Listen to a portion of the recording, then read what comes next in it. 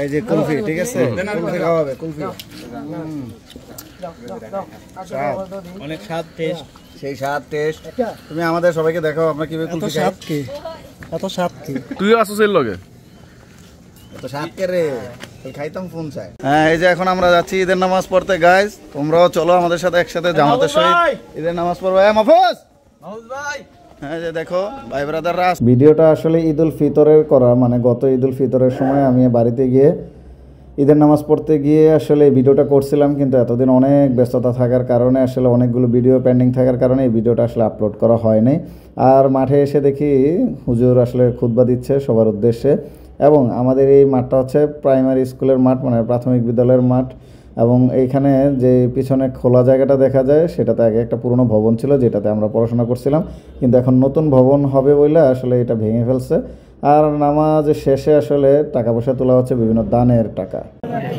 হ্যাঁ তোমরা, হ্যাঁ হ্যাঁ আমি পিছনে আছি। হাই নেতৃবৃন্দরা, তোমরা কোথায়?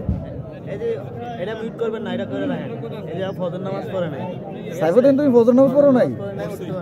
বাসায় পড়ছে সকাল 8টা বাজে পড়ছে, এটাই সত্য।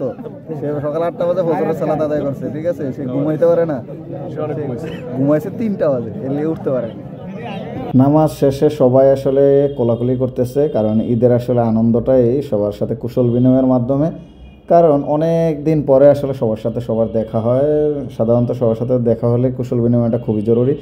আর সকল গ্রামের মুরব্বিয়ানদেরকে নিয়ে আসলে একটু সেলফি তোলা হচ্ছে বা ছবি টবি তোলা হচ্ছে, কারণ এই স্মৃতিটাই রয়ে যাচ্ছে। কারণ এদের সাথে অনেক মুরব্বিরা যারা আজ বেঁচে নেই, আসলে তাদেরকে আমরা সবাই স্মরণ করছি এবং তাদের উদ্দেশ্যে আসলে দোয়াটাও হয়েছে।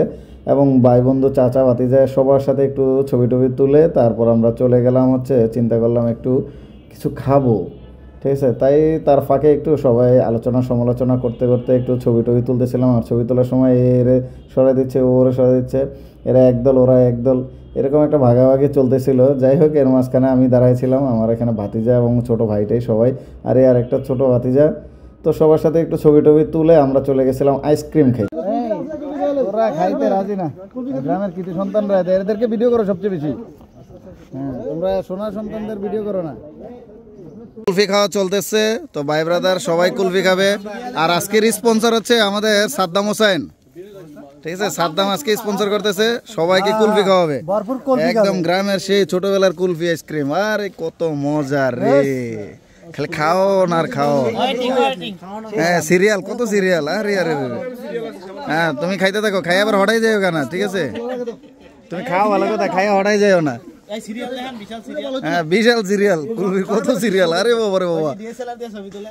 অবস্থা বানাইলেন, আরো খাইবেন, পেটের বাড়ছে আপনার। এই আইসক্রিম যদি পেট বাড়েন তাহলে কেমন হইব?